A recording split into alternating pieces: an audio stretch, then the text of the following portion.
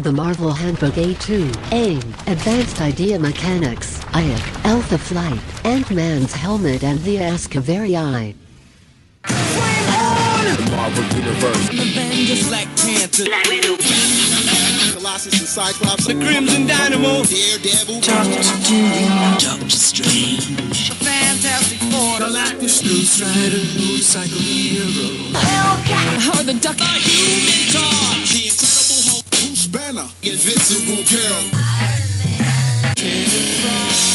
MODOK, Mr. Fantastic, Prince of the Deep, Nightcrawler, Odin, Power Man and Iron Fist, Professor X, the Punisher, Big Jones, Sergeant Fury, the She-Hulk, Silver Surfer, Spider-Man, Spider-Woman, Storm from the X-Men, the Thing, Ben Grimm, the Mighty Thor, Stadium Man, Wolverine, the Marvel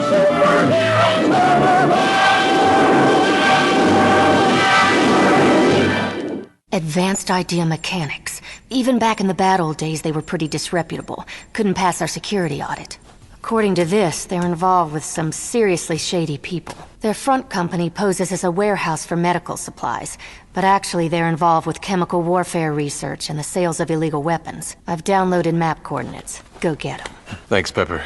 Hey everybody, this is Dr. Ange. I'm at Dr. Ange70 on Twitter. I run a fan site called Supergirl Comic Box Commentary, where I talk about Supergirl and all of the Superman books, and usually a little bit of Legion of Superheroes as well. My thoughts on A.I.M. You may remember when I talked about the Absorbing Man, I talked about the fact that I tend to gravitate towards characters that I relate to. There's no doubt A.I.M, if I was a bad guy, would be the group that I would join in the Marvel Universe. This is who I would be, unfortunately. A lot of this will go over perhaps a little bit of my own self-loathing, but A.I.M are a bunch of nerds who are great designers, and as a kid I was a big nerd, and boy, that seems like the group that I would join. It's like the math club of Marvel supervillains. They've got this completely goofy beekeeper, their heads look like thumbs, right? I would say, this is a cool look, even though everybody in the world knows it's not a cool look. But when you know their history, they started out working for Hydra and they left. So part of me as a kid was like, who wants to work for Nazis? Who wants to work for fascists? When you're a smart person, you probably wouldn't. It's cool that they left. It makes me think even more that I might join them. They're not joining the wrong political group. They're just smart guys that want to sort of get ahead. Maybe they felt poorly treated in the world, and so they're going to team up. In this entry, they talk about the three things that they're most noted for, and two out of the three things are things that I love. One, the super adaptoid, who is this creature that's basically like Amazo, who was the main villain in Captain Marvel number 50, one of my overall most favorite issues in the world. I mean, I just love that issue. I can remember reading that issue as a kid. Introduced me to the Blue Furry Beast, the Scarlet Witch, Captain Marvel himself, great brawl in the Avengers Mansion. And they also invented the Cosmic Cube, which is, of course, like one of many omnipotent weapons in the Marvel Universe. The thing that gets me, though, is they probably just can't get out of their own way. If they invented the Cosmic Cube, why aren't they using the Cosmic Cube to get ahead? The vision that somebody like the Red Skull does, that when they get their hands on the Cosmic Cube, the world goes to hell. They're dorks. We've created this great thing. How do we use it? I don't know. Let's make fancy rifles now. They routinely get the crap kicked out of them, which I know, again, this is probably more a comment on myself. I would probably get the crap kicked out of me in the Marvel Universe, but I would be like, this is the best group ever. Part of my love of this group, and again, as a DC guy, the people that stick out to me in Marvel really stick out, is that I just get the sense like I would probably sign up for A.I.M and just routinely get, the crap kicked out of me by superheroes. But I would still think it was the right group for me. Water seeks its own level, as my mother used to say. In comic books, the hero has to have the field of faceless drones to fight. Hydra is a perfect example of that. It's just a bunch of guys in poorly tailored green outfits getting tossed left, right, and center by Captain America or Nick Fury or whoever. It's cool that you have the science division. It's cool that if you're going to have a bunch of faceless minions, to literally be faceless with those particularly distinctive suits, you just redraw that suit over and over again, and then you have a whole fleet of people. It's actually kind of egalitarian, though, because you're wearing that outfit. Like, nobody's going to look particularly good in that outfit, but everybody's going to be equal as well, because you're all going to look equally bad. Randomly working at a factory or something, and everybody's in Tyvek overalls. Nobody's strutting the catwalk like that, but you have that weird equality because nobody's going to look good, so don't have to worry about that anymore. It's got Einstein with his closet full of the same suit. It makes perfect sense to me that this group would start out working with an organization like Hydra, who probably has too much money and not enough sense, and they're evil, and they know they're evil, and it's weird because the AIM figures are being exploited by Hydra for their technology, but Hydra is also being exploited by people who obviously don't share their ideology, so they can take some of that money and run off and do their own thing. These are probably not the most physically adept people. Given that they may not be able to interact on an individual level with society, as a group, there's no reason to think they would interact with society any better. They just come up with cool science stuff to try to get ahead. A bunch of big brain people, it would make sense that they would basically counter each other before it even gets to the point where Captain America's got to punch them. When you think about it on that level, there's a lot to relate to in AIM. When I put myself back in high school, I didn't know what was cool to wear, and I thought that if I wore something that was accepted as cool, people would be like, Ange, why are you wearing that? You're not cool. So I do agree with you. Hey, we don't have to think about what we're wearing. We're all wearing the same thing. And we don't have to worry about how we look because we all have this thumb on our head with a mesh to look out of. It probably is comforting to these guys. And then the goal of AIM is probably to build the cosmic cube and not necessarily to use the cosmic cube. If they had somebody at their head that was like, not only is the goal to create this thing, but then to utilize it in a way that we can move forward, they're probably not thinking that far ahead. Oh my gosh, I can't believe we built this great rifle. Look at all the cool things it does. But then if you told them, now go out and use it on the streets to wreak havoc, they'd be like, that's kind of not us, right? Which is probably why when they do use it, they're routinely defeated. It's a classic sci-fi trope. They're always concerned about, can we do it, not should we do it. Once you actually manage to put together a cosmic cube and you realize the ramifications of that, you're very likely to be horrified because you know what this thing could really do and not wanting anything to do with it. And of course, some Hydra bankroller is like, I don't care about your cautions, your concerns, give me my cube. I got to go conquer the United States with this cube. Of course, they put it in the hands of people who are dumb enough to not exploit it in a way that's going to blow up the planet. I guess that's another check and balance. I'll mention the third thing that they talk about, the three things that they're most known for, is MODOK, which makes me laugh. Who came up with that design, thought that it was great, it's ridiculous, it's wonderful, and it's ridiculous? That's also me when I say, like, I've got a grand plan. Let's do this. And people are like, dude, you're too smart for your own good sometimes. That's a really dumb plan. People will probably say, like, boy, we don't like Ange as much as we did before this show. When I say I identify with AIM in a little bit, maybe more like high school Ange identifies with AIM a little bit. It may not be fashionable, but I bet you that suit's really practical when you're doing bad science. Oh, yeah. There's always something blowing up. Great protection, right? You know, everywhere. The one thing that I don't quite like every one of them looks pretty ripped. Really what you need to see is a bunch of slightly chubby AIM guys, because that's probably more true to life. I do think we could use some more body positivity in the Legions of AIM. Oh, that's too funny. So Luke McDonnell is, for deep dive nerds, a somewhat divisive figure, because unless you're a hardcore nerd, you probably won't even recognize his name. Yeah. But if you were a Justice League reader in the 80s, if you're a Suicide Squad fan, if you're an Iron Man fan in the 80s, he's someone who had long runs on books at times when the books weren't necessarily what the fans would have expected them to be. And his art style, I think, functions quite well for the stories that were being told, but isn't necessarily the fan favorite mode. And so I think there are a lot of people that seem to groan whenever Luke McDonnell shows up on a book. I think that he's great on the right project. I think he's great with the right inker. And I think the AIM image in the entry looks quite nice. So for all the Luke McDonnell haters, I know it's not a flashy thing. It's just an AIM drone. But I think he did a good job here. And in fact, he did a lot of art in the first volume of Marvel Universe. And for some reason, they went with another artist for the deluxe edition. And I think in this instance, it was clearly a mistake because I think it's just a cooler looking figure. He does a better job of selling advanced idea mechanics than some of the people who came after him. Yeah, from an art point of view, I think it's pretty slick. I especially like the fact that there are very realistic wrinkles, folds all over this. This looks like what a true uniform would be. I don't think that they would have skin tight stuff. They're more functional than that. They have to run and they have to work in a lab. It can't be too loose, but it can't be too tight. I think it's pretty much right on the money. From a Luke McDonnell point of view, for me, he is always going to be the guy that that drew and inked himself on the Deadshot miniseries that happened during the Suicide Squad run. It had this thick ink woodblock feel to it in some places. Was a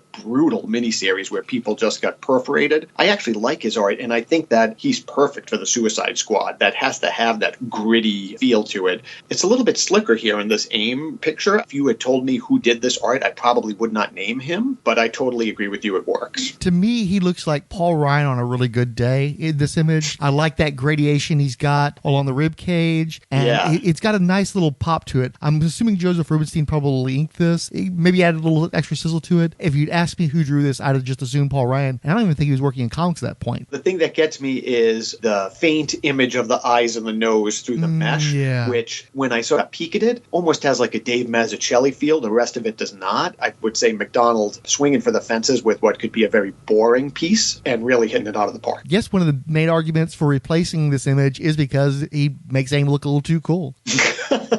They certainly aren't if I am identifying with them. The Horde will cleanse this galaxy of the disease called life. I'm Al Sedano, host of Resurrections and Adam Warlock and Thanos podcast. It's about the Marvel characters Adam Warlock and Thanos. I mean, it's right there in the title, people. Not really much confusion about it. Find us at resurrectionsadamwarlock.tumblr.com and on Twitter at AdamThanosPod. And on the occasional JLI podcast. Yes, or Power Pack podcast, or Source Material, or there were several other ones I did last week, too. You're kind of getting around a little bit. Don't pick up a reputation. Usually podcasting with John Wilson. I'm still good compared to him. We're going to have to talk about Ajak now. Ajak is one of the Eternals, created by Jack Kirby, starting in Eternals #2. He does have some personality, at least in that series. He's the leader of the Celestials' flight crew. His atoms were stored in an Incan temple. When the Celestial hosts arrived, they were revived. They're there to do the drudge work for the Celestials. I'm not really sure what they needed him for. But yeah, he's kind of there just to monitor things for them and keep the computers working. He does have somewhat of a personality. He's friendly. He's a bit relaxed. He likes to have some fun. The most interesting thing about him, though, is his helmet. It is an insane Jack Kirby version of an Incan warrior helmet. It has this giant fish fin on the top and back, and then the front looks like it has a sun, and when you look at the drawing straight up, it just looks like it has a little thing sticking up front. But when you see it from the side, it's sticking out like 4 feet. I mean, you think Loki's headdress is crazy, or Hela's. Forget it. Ajax, he went nuts on. You have to know this guy has superpowers, because otherwise he's going to be falling forward. That thing is way too heavy for any human to wear. I recently read a miniseries called Big Bang Baby, and it's an ode to Kirby and his demigods. Part of their power structure is based on the size of your helmet and how much helmet you can swing. This definitely reminds me of that book a lot. Oh, I can see where they got that idea from. This has got to be one of the influences. My God, this thing is crazy. It's an antenna. It's like it's his rabbit ears. He's actually one of the only ones who can talk to the Celestials. They talk to him. So he does have that going for him. So he's their mouthpiece. They talk to him and he talks to the humans or the Eternals and tells them what the Celestials want. I don't really know what was done with him beyond Jack Kirby series. I'm sure I've seen him in other books before, but usually he probably just shows up with a massive Eternals. I think it's mostly Ikaris and Cersei and Makari that really get the spotlights in other comics. He really doesn't have many appearances. There's a couple of Thor appearances after the Eternals and like 2 or 3 issues of the Avengers and Starblast, which I'm sure he probably would even prefer people forget about. He appears in Starblast #1 in January '94, and then next in Eternals #4 from November 2006. Starblast was the Star Brand miniseries from the, 90s? Yeah, kind of spun out of Quasar, I believe, towards the end of that run. They were passing the Star Brand around or something? I don't even recall anymore. I don't even think I read it. That's it. He's a friendly enough Eternal character, not as serious as Ikaris, not as fun or party crazy as Cersei, and a little less interested in humanity than Makari. So he's almost like the Thunderbird from the original X-Men of the group. Almost as mean as Wolverine, almost as strong as Colossus. That's Ajak. The illustration by Ron Wilson definitely evokes Kirby while not being Kirby. You can see because he's got those Bronze Age affectations, you can tell that it's a little more realistic than Kirby would make it. And given how big this costume is, it's really going out on a limb. I think it actually looks cool, though. I like the mass of the character. He's got a fish helmet, and yet I still respect, and I'm sure a lot of kudos go to Ron Wilson. There is a Kirby inset on the entry. That looks cool, too. I'm not immediately turned off by this guy based on how loud the suit is. This is obviously a cosmic type character. You barely see Ajak in the insert. It's the other guy he's fighting is actually more in the insert than Ajak. Ajak's stuck to like the lower right-hand corner of that insert. It was all about showing the perspective of the helmet helmet, I'm sure. Yeah, well, that's probably why. You can see there that helmet sticks out. It's crazy. It is a cool look. It does imply some kind of grandeur and royalty, which he would be, because the Incas did consider him as one of their gods. It does make him look cooler than he is. If you just were reading the handbook, you probably think he was more important. You think you're going to see him all over. You don't. I like that they keep the fish theme because you've also got the scaled armor. And it's just a lot of atypical colors. You've got that wine-colored tunic and cape, but then he's got purplish gray mail, and then the blue gloves and boots, and then the gold helmet. Whoever figured out the color scheme, making some bold choices, and I think it surprisingly works. I don't know much about the Incas, so I'm wondering if something that was Kirby, or if he actually did Inca research, and if that was something that maybe they would have had in their helmets, and therefore incorporated it into Ajak, because his last role before he was put in storage for like 1,000 years was as an Incan god. Well, I know Kirby was very much on the Von Donigan kick back in the 70s, all the Chariots of the Gods stuff, so I'm sure it was all about finding imagery that would relate to terrestrial gods and mashing it up with the sci-fi stuff. He probably was digging through the encyclopedias and finding this imagery and then adapting it to his needs. Oh God, you just reminded me, because that's right, Eternals is all based on that Chariots of the Gods type stuff, and right now, Ben, you said that, I'm thinking of Ancient Aliens, if you know the show. Vaguely familiar. That's the one with the gift guy, right? Yeah. I'm just imagining that Ajak takes that helmet off. He has that hair. That's why he's wearing that helmet, because it's the only thing that will contain that hair. Maybe the sun is actually a crank to spruce it up, give it that lift.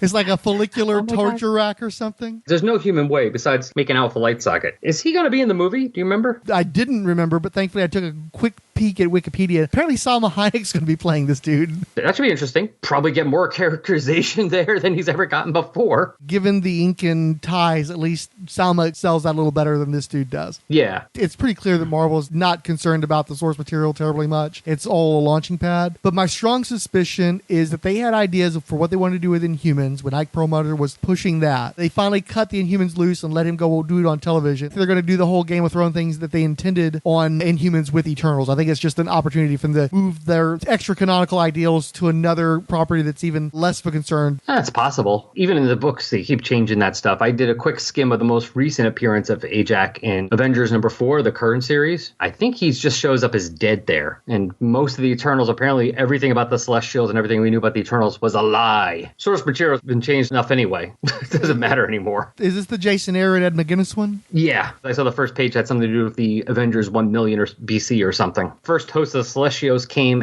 because of them, but according to Kirby, the first host of the Celestials came and created man, so it's all up there anyway. Eternals, like New Gods, was another instance of Kirby doing something that was not supposed to be part of the universe, and then it got smashed into it later on when he left or something, as I recall. Sort of, but here's the thing. Rereading issue 4, there are S.H.I.E.L.D. agents in it.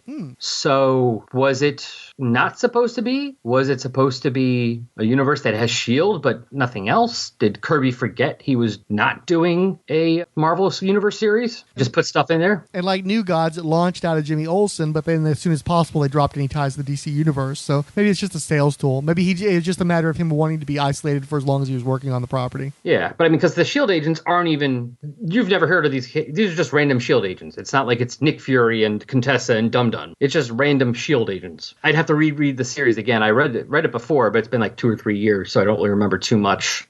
You may have deserted our team to work for Xavier, but you belong here. I've come to take you back. Yeah? You and what army? Funny you should ask. Alpha Flight. Forget it, Vindicator. You can send every mutant in Canada after me. I ain't coming back. Wolverine, no! Real name, Sean Marek. Occupation, podcaster. Legal status, United States citizen with no criminal record. Identity, publicly known. Base of operations, worst collection ever, Colorado. What is it, Alpha Flight? Alpha Flight is a superhero team based out of Canada, organized by the now-defunct Department H, the Canadian government's Ministry of Defense. Alpha Flight is now an independent team of superhumans banded together to aid humanity, and the team is based in Ottawa, Canada, which is the home of the Ottawa Senators, one of the nemesises of my beloved Buffalo Sabres from where I'm from. Hockey fan? No, not really, but my beer's exploding, sorry.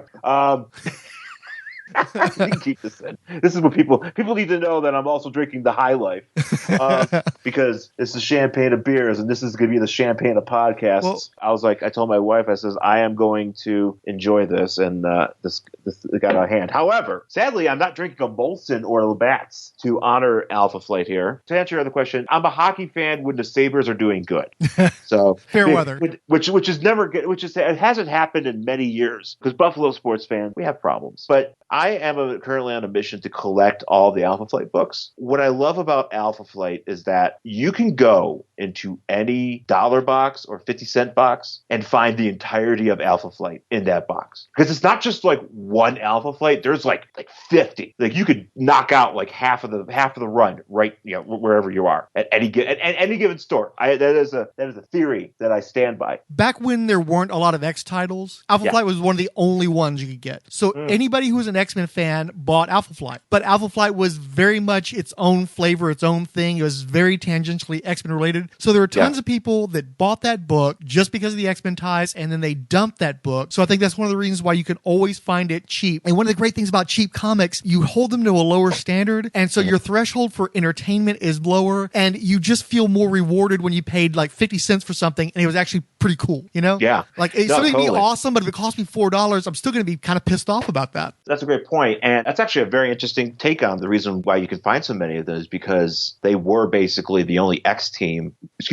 before, X Factor came along. I mean, you had the New Mutants, I guess, for the majority of the time Alpha Flight was around. But Alpha Flight is a very Canadian comic. And I know that it's redundant to say that, but when you read it, it's very much, having grown up in Buffalo and being near Canada and understanding, the Canadian, adapting to some Canadian media, it just feels very much of that nation. And that's perfectly fine. It's localized, it feels like a lot of stuff just happens in Canada. And that's probably why when other options came along for other X-Men related books, people were just like, okay, well, this was just based in Canada, so I'm just going to go and see what other X-Men else doing otherwhere else. Yeah, Alpha Flight is awesome. The first 10 issues are great. I have the first 2 collections. John Burns setting it up is awesome. There's a lot of creativity in those issues, especially with the Snowbird issue. I think it's just white panels. It's awesome. Yeah, I just am a big fan of these characters because they're not overtly superhero tropes. They're just very different. You got Vindicator, who's in the fancy suit, but then you got these twins who are light-based. You got this alien. You got a dwarf who has a dense body. And then you have the Indian medicine guy who's an accomplished doctor. And if you've read a lot of Alpha Flight, Michael Two Youngman, or Shaman, has gone through a lot between stuff going on with his daughter, with Talisman. There's a lot going on in that guy's life. It's something else. And same thing with Sasquatch. Sasquatch, he's been up and down the board with his... Sasquatch was a stud, I think it was a stud football player who became like a really good doctor. And now all of a sudden he's a Sasquatch.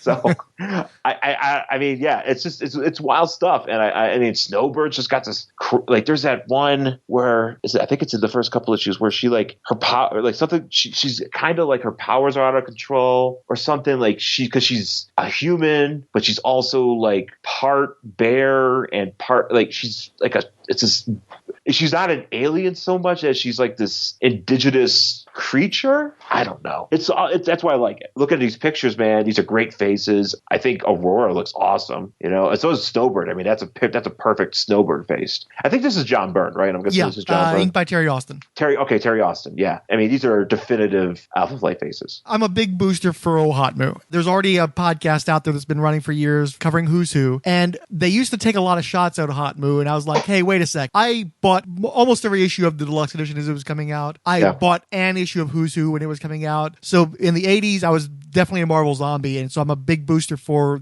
this book. Yeah. But the one thing I will give Who's Who credit on is, while these are some nice looking faces, man, I would have loved a group shot. Yeah, that's the thing that Ohatmu really kind of skimped on. Is just hey, here's these guys and here's their heads, which is something you could see in the corner panel every month. Doesn't really feel that special. I mean, I'm assuming, and maybe this is the only entry in this particular series for Alpha Flight. All these characters, there's no individual entries, is there?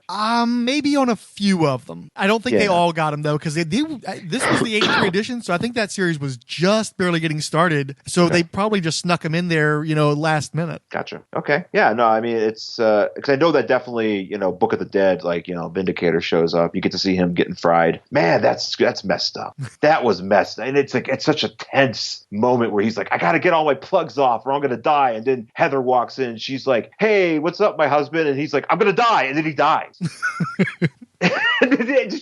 That poor woman.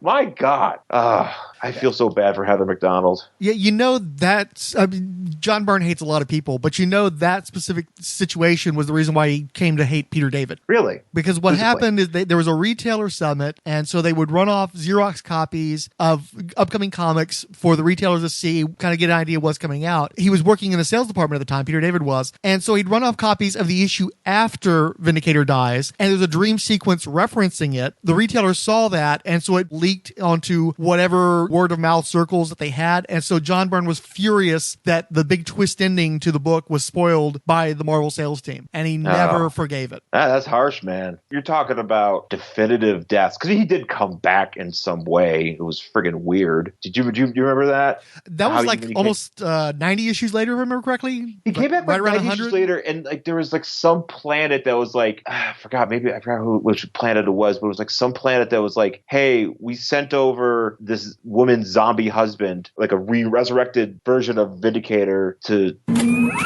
with Heather, or not, I mean, not the so basically, like, I think they basically were like, hey, we are sending him over there because we might need your help when Galactus comes. Because this is like in the middle of like this is like, it's like what, 90 issues, 91 or 92. It's kind of, and then like it's just a weird thing because he's clearly he's not the same James McDonnell. I don't know really anything what's been going on with Alpha Flight after the main series. I know there was a few other series that were available, but I haven't gotten to those yet. You got almost like 150 issues of the first run, so yeah, you kind of want to focus on those. Plus, most of the later series were after the big bust in comics, so they tend to be harder to find and a lot pricier. Yes, I find them around sometimes, but I'm not interested in them because I want to get the original stuff. Right. So I'm just focused on that. Because that's the thing about the Marvel Universe and the DC Universe is like, I always kind of assume that the Marvel Universe hasn't had those hard resets like DC does, but I guess they have. I don't know. There's a thing, again, there was a period where I wasn't as into comics. So, there's a lot of gaps in between. Yeah, they've never done a full-on Crisis. They've teased it a few times, but so much of Marvel is about its heritage, a person's history with it throughout their lives at this point, that they can never really pull that off. And it's just something intrinsic in Marvel. Everything has to count. So you can't get away with those kind of clean breaks. I mean, they tried with the Ultimate line. It'll work for a little while, but at some point, the faithful just demand that you go back to the canon. They can't really get away with it, and I don't want them to. I love that Marvel has such a long history and that they've retained it. And what's funny too is that DC has a much longer publishing history, but they've rejected their own canon so many times that to some degree you don't take any of it too seriously because at some point it's just going to get rebooted again. I think there's a comfort in knowing that everything that happens in Marvel in some way, shape, or form eventually gets reconnected to the main universe. Yeah, that's what I like about that. Although it does, and this is a common gripe, but I hate seeing rebooted series constantly. Like I know that they kind of try recently to bring it back, but I don't know what the problem is with having an issue be numbered like any higher than 50. I feel like no comic book series now get past like a certain number until when they decide to do like a restart on that series, and that's really frustrating. Well, since there's not really any much granular information on this particular entry, I think we're good, but I do appreciate me some Alpha Flight, and this is the core team. Outside of maybe switching Vindicator with Guardian, with Heather, this is what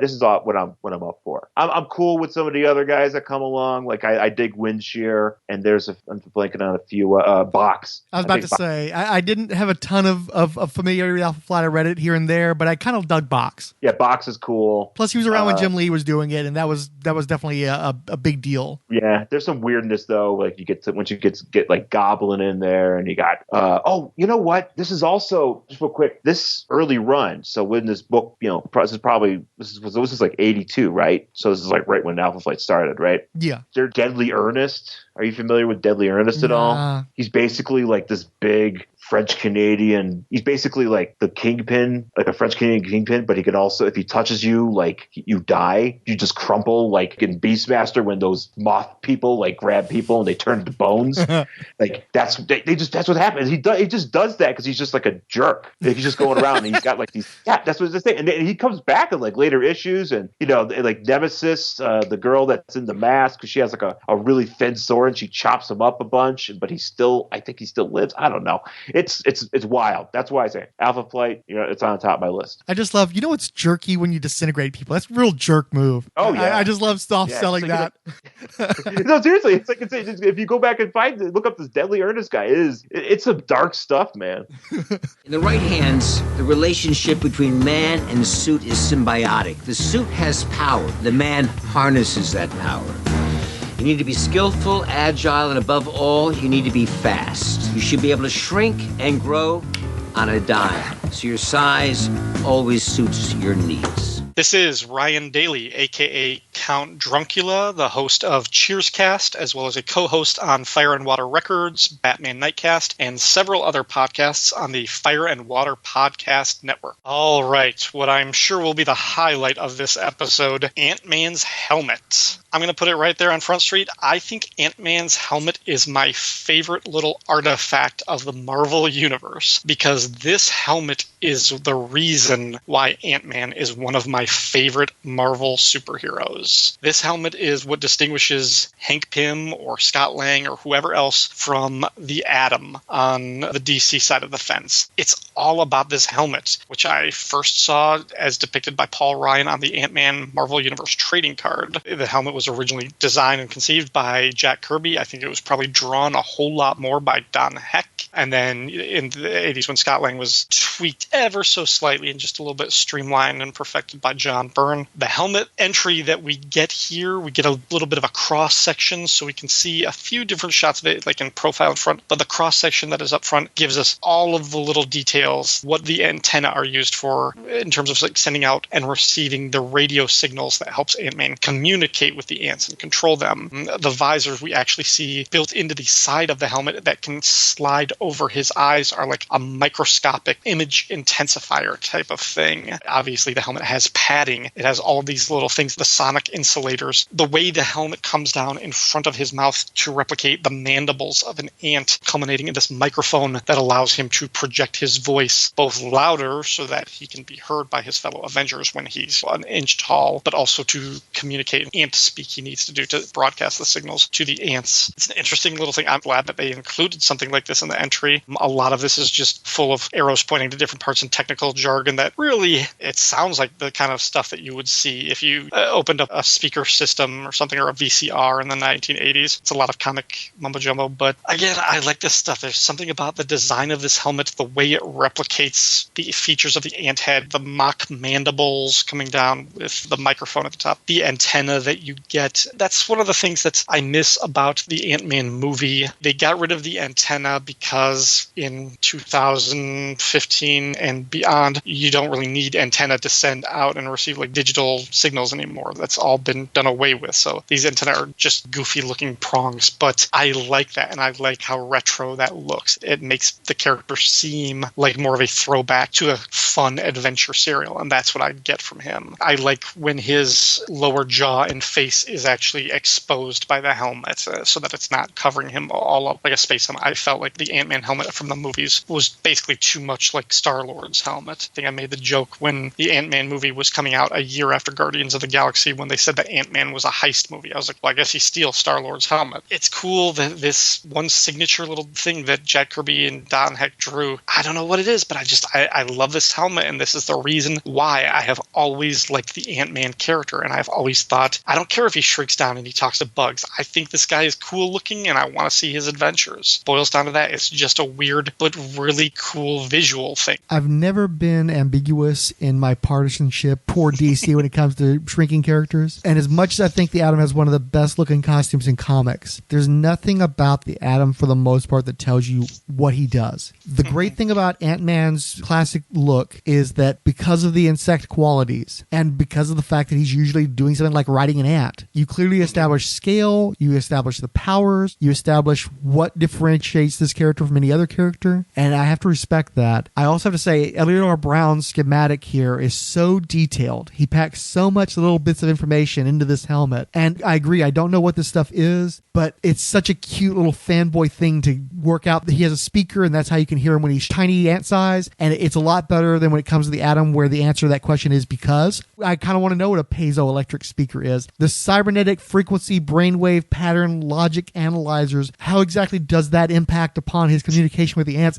Whether you're into role-playing games or you're a scientist or whatever, it's just so much fun to figure out how this stuff works, and it feeds into you that desire by giving you these schematics and making you stop and think, what does that do? Why does he need that? No, I sincerely am curious to know the science of this thing. I love that somebody spent the time to work that out because it's immersive. It makes you become more invested in a world where you can go, well, I don't maybe know how that is supposed to work, but I can definitely see that somebody's put some thought into how it's supposed to work, and I'm more inclined to believe them. They've thought about it more than I have from a knowledge base that I don't have. The molded Lexan atmosphere seal visor. Yeah, Lexan is a thing. I know that Lexan is a thing. Maybe this is for real. Yeah, exactly. Atmosphere seal. The helmet weather seals, like all this stuff. Yeah, the detail of this cross-section is incredible. This really looks like this was a physical object that somebody built and then reverse engineered or deconstructed to figure out how all these things are put together. And that is a really credit to the artist who worked on this thing. I dig this so much. One of your favorite Marvel movie moments is seeing this in the background of the first Ant-Man movie, as I recall. In Avengers Endgame, yeah. When they go back to 1970 and the S.H.I.E.L.D. base, when we see Hank Pym in his lab and like this little thing, like as goofy as it looked, because it just looked like a piece of like silver chrome like thing, but just like looking at that, I was like, oh yeah. It's that little knowing nod, though. You're going to get what that is. Some other guy off the street, they may be seeing these same movies of you, but they're not seeing them the same way as you. And you know that this is part of this canon because the helmet's there. So what else from these stories that you've read that you've invested in is in that cinematic universe? It pays off your investment. Are you not the man this wench attempted to kill? Well, I mean, she's hardly the first woman to try and do that to me. Right here, a Kree girl tried to rip out my thorax. She caught me with this skinny little Oscavarian who worked in Nova Records. I was trying to get information. Ever see an Oscavarian? Tentacles, needles for teeth. I think I'm seriously interested in that. You don't care. You! Man who has lain with an Oscavarian! It was one time, man. The Ascavari, or Ascavarians, are an alien race. Origin is the Milky Way. They are green with tentacles. So the Ascavarians, they are very peaceful, loving race. They don't like to get involved too much in issues of the galaxy. They appear not in that many comics at all, hardly nothing. Cameos, Thor, and Quasar. And the one that they mentioned the most are in the comic Black Goliath, number 5. The comic started with Black Goliath, some girl that apparently is a girlfriend or the wife or whatever, and a teenager. So they were all sleeping, and then they go this Ascavari guy. The character that shows up in Black Goliath is Dareth, and apparently he's in another planet looking for like different alien races. They are actually very evolved race because they are like scientists. They like threaten with the tentacles and start saying like, no, this guy has too much force, talking about Black Goliath, and if I do something to him, it will like shred me to pieces. And then it go into the woman, and it goes like, well, they have so many like complications as their thoughts. By the way, comics very misogynist. They make it sound like, oh, so dramatic. So they go into like, oh, this teenage kid. Yeah, like a teenage kid is like any less complicated than a woman, especially a guy teenage. Anyhow, so it goes into like trying to get into the teenage, and then that's when the Black Goliath wake up, and he's trying like, oh no, what is this? And it's trying to get like all aggressive with this guy, and the guy's like, no, hear me out, hold on. And he tries to explain that, and then Black Goliath, he's like, oh, do you speak English? I said, yeah, that's what I was doing. I was absorbing the language through the boy. I was not harming him. I was just here in this planet because we were like looking for different races, I guess, to improve their technology or something. They didn't explain, and they made a mistake, and they got stranded, and they all die, and he was the only survivor. I think he's very caring too, because he was about to go into this building, this massive, it's not a spaceship, building where they have a lot of technology, where apparently they were going to escape from that planet. planet, with this technology of this ship. It's kind of like a pyramid. So they were going to escape from there, and that's what they needed to fix. He's like, yeah, that's what I was going to go over there. But now I guess we're a team. We can go together. He was very welcoming, very nice. Black Goliath is like, well, I really cannot understand how to fix this, all this equipment. I am a scientist, but I'm not a physicist. To fix it, it's like, oh, I am a scientist and I'm a physicist. Dara fixed it like with no problem at all. Black Goliath and the girlfriend were having an alone time, and the girlfriend is like, at first I didn't like this Ascavari, but now it seems to be very nice, very, very good. And then that's what happened with the bad guy comes in, and apparently he was there, apparently the same ones that they killed the other race, I'm not sure. Dara, he noticed that it was the enemy in there, and he kind of pushed him, and then he's like, oh no, he pushed him away so they would not harm Black Goliath and the girlfriend, and he stabbed him in the back. So the guy got killed saving Black Goliath and the girlfriend, and then they got this big battle with the bad guy, and the bad guy died, of course. And then the teenager was like, oh, he was my friend, he was so good, kind of like crying for it, because apparently he's like very noble guy, the Ascavari guy. So although they look like a enemy, it looks like a bad guy, they are actually a pretty good people.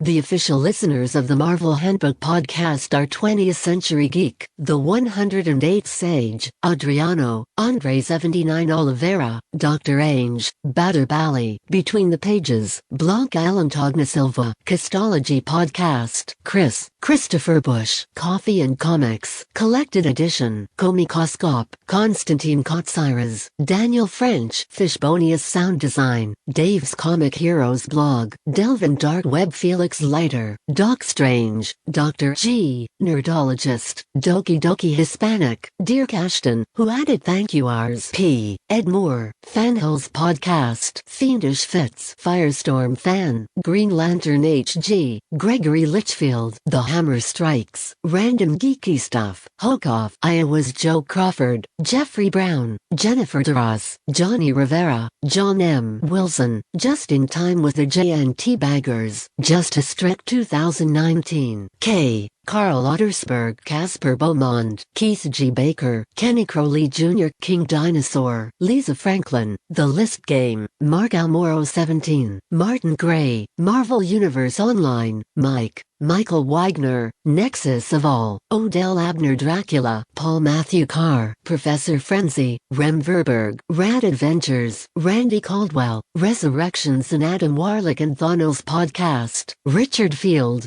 Athletics Fan, Ryan Daly, Secret Wars and Beyond Podcast, Shane B, Slang Word Scott, Stu Perrins, Tim Price Podcrasher, Tom Beach, Tony Scipione, Warlord Worlds, Weapon Extra, When It Was Cool, Wonder Woman, Warrior for Peace Podcast, Zach Sally, and Zavisha. Doug Zavisha tweeted, oh, I definitely have some ideas on this one. Marvel Universe Online tweeted, not to be confused with the official handbook of the Marvel Universe Online. Laugh out loud. Odell Abner Dracula tweeted, I think the original Abomination design kind of like the original Morbius design is full of nuance and secrets that only Gil Kane understands. Even so, I love the design. I had the Power Records edition of Incredible Hulk number 171. The last panels of this book haunted my childhood. The way Herb Trimpe illustrated the collision made me think the characters exploded and were left in a pile of guts and bones. Mike tweeted, can't wait to listen to this. A.I.M. Verberg tweeted, this is everything I never knew I needed. Drop everything. I'll wait. The 108th Sage tweeted, cool. Glad it's finally coming together. Can't wait to listen. RV Athletics fan tweeted, finally got a chance to listen. Well done all. Finally, this show has been very Jew-centric so far. We do have more women coming who are not robots, but we're always looking for more. Any ladies who are interested in participating in the Marvel Handbook should please contact us via the Rolled Spine Podcasts email or Twitter. Frank doesn't Facebook if he can avoid it,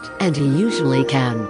All characters and concepts appearing in the official handbook of the Marvel Universe and the distinct likenesses thereof are the trademark and copyright of Marvel Entertainment, LLC, a subsidiary of the Walt Disney Company. This has been a not-for-profit fan production from Rolled Spine Podcasts, with any copyrighted materials presented herein presumed covered under fair use, with no infringement intended.